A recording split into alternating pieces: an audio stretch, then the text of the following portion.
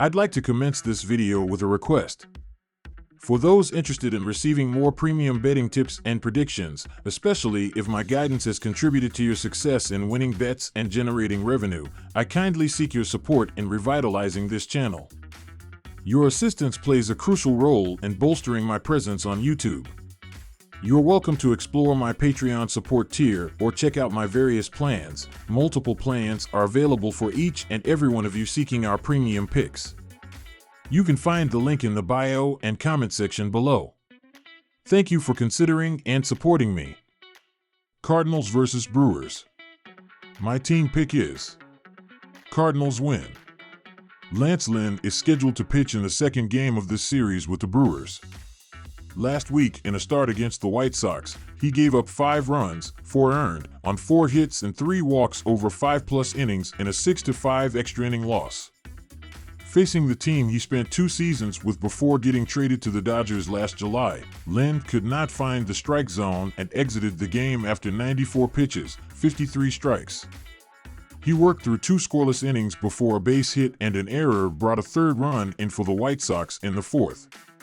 Lynn would pitch into the 6th with a 2-run lead, but walked the first 2 batters before he was pulled. The right-hander has worked at least 5 innings in 5 straight appearances, and this was the first time in 2024 that he's been hit for more than 4 runs. Lynn will take a 3.28 ERA, 1.40 WHIP, and rough 35.2 innings into this tough road meeting against the Brewers. St. Louis is last in the NL Central, but heading into Thursday, no team has more than 21 wins in the division. After Sonny Gray pitched the opener on Thursday afternoon, the Cardinals will switch to Lance Lynn in Game 2 of this series. Last week, in a start against the White Sox, he gave up 5 runs, 4 earned, on 4 hits and 3 walks over 5+ innings in a 6-5 extra inning loss. He finished with 4 strikeouts. The right-hander has worked at least 5 innings in 5 straight appearances, and this was the first time in 2024 that he's been hit for more than 4 runs. Lynn will take a 3.28 ERA, 1.40 WHIP, and 33:16 BB through 35.2 innings against a Brewers team that has lost 4 of 5. They are trotting out a bullpen game, so St. Louis should have some success at the plate. My total pick is over 8.5 runs. Freddie Peralta's 5-game suspension has forced the Brewers to play a piggyback/bullpen situation for the second game of this series. St. Louis has been dismal from the plate, 27th in OPS, through the first month, but should have success against a pair of unproven arms to open this one. Milwaukee may call up left-hander Robert Gasser from AAA, but he has yet to throw a major league inning this year. Heading into action Thursday afternoon, the total has gone over in 7 of Milwaukee's last 10 games at American Family Field. Take the over. Rangers vs. Rockies. My team pick is Rangers minus 1.5 runs. Texas squeaked out a win over the Oakland Athletics, holding them off in the bottom of the 9th just enough to earn a 12-11 victory. Nathaniel Lowe and Jonah Heim each had a pair of hits and 3 RBI, while 5 other players had at least 1 RBI on the day. Jack Leiter only went 4 innings as the starter and gave up 4 runs while striking out 3 and walking none. Texas made only a few moves in the offseason to build off their championship core. Tyler Mahle was the only player to receive a 2-year deal in free agency from the Rangers, while David Robertson, Michael Lorenzen, Kirby Yates, Andrew Knizner, and Travis Janikowski all signed 1-year deals. The Rangers also exercised their option for Jose Leclerc, $6.5 million, while additionally extending Adolis Garcia to a 2-year $14 million deal. They didn't make any significant moves in the trade market, but they made a number of minor league signings, including Diego Castillo, Danny Duffy, Jared Walsh, Austin Pruitt, etc. Some notable losses include Aroldis Chapman, Martin Perez, Will Smith, Austin Hedges, and Mitch Garver. John Gray is the projected starter for the Rangers on Friday. Gray has a 1-1 record with a 2.50 ERA and a 1.16 WHIP in 7 starts thus far. In 39.2 innings, Gray has 42 strikeouts and 11 walks.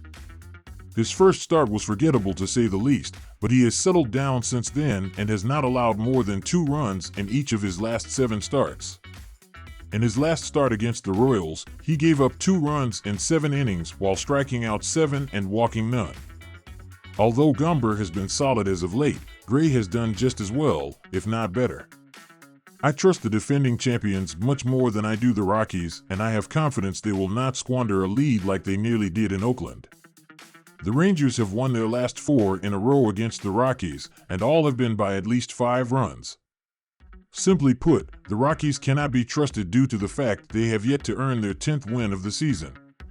The injuries to Jones and Bryant also hurt a depleted lineup for Colorado, while the Rangers have enough depth on offense to earn an easy victory. My total pick is over 10 runs. The Rangers have the second best offense in the MLB in terms of scoring runs, and their bullpen clearly has not been as reliable as they'd like to be. These two teams have reached the over in their last 5 meetings, and Colorado has given up the second most runs in the league. Texas has hit the over in their last 3 in a row overall, while the Rockies have hit the over in 3 of their last 4. Colorado has been notoriously known as a hitter's ballpark, and I don't see why there would be any exception there. Both pitchers have been solid as of late, but there is no guarantee both of them perform above expectations. Colorado also has one of the worst bullpens in the MLB right now. Royals versus Angels. My team pick is City Moneyline. Kansas City won their series against the Brewers. Game 3 featured the Royals winning in a 6-4 final.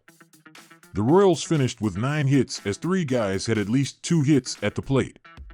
Bobby Witt Jr. led the way as he went 2-3, which included 3 runs and a homer. Brady Singer got the start, and over 5.1 innings he allowed 1 run on 5 hits while striking out 4. Canning has been too erratic of a pitcher to have much confidence in this season. His walk rate remains too high, and that will play right into the Royals' offense. Marsh hasn't been a strikeout machine, but he's holding foes to under .170 both on the road and in night games. The Royals' offense should be able to take advantage of Canning here, and Marsh will provide them with some breathing room. My total pick is over 8.5 runs. The Angels took care of business on the road, topping the Pirates in the final 2 games of their series. The Angels took Game 3 in a 5-4 final. Los Angeles tallied 10 hits on the day, with 3 guys logging multiple successes at the plate. Joe Adell went 2-4 and added a home run. Jose Soriano got the nod, and over 4.2 innings he allowed 4 runs on 6 hits while retiring 6. Despite how well Marsh has been on the mound this season, the Angels still sit top 10 in home run rate, and both of these offenses are top 10 regarding WRISP. This should lead to fewer runners left stranded and, ultimately, more runs on the board. The Royals sit second in strikeout rate and are 6th in extra base hits, which will more than make up for their lack of homers.